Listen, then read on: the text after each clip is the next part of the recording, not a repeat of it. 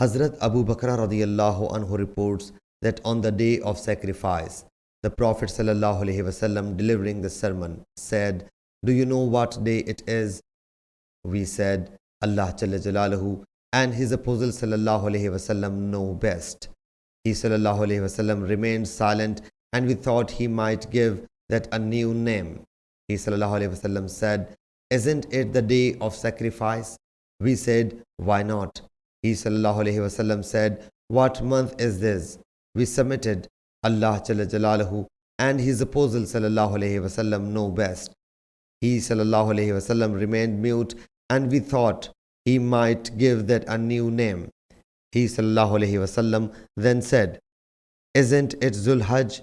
We submitted, "Why not?"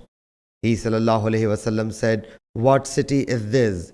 We submitted, "Allah Jalla Jalaluhu and His Apostle sallallahu alaihi wasallam know best." He sallallahu alaihi wasallam remained quiet and we thought he sallallahu alaihi wasallam might give that a new name. He sallallahu alaihi wasallam said, "Isn't it the sacred city?" We said, "Why not?"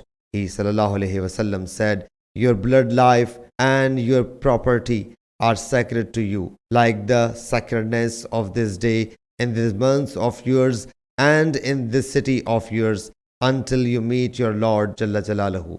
Have I conveyed the message?" The people said, "Yes." He sallallahu alaihi wasallam said, "O Allah Jalla Jalaluhu, be my witness. Let the present convey it to the absentees. Some people to whom a message is conveyed retain it more than the ones who hear it. Do not convert to infidelity after me, that you may behead one another."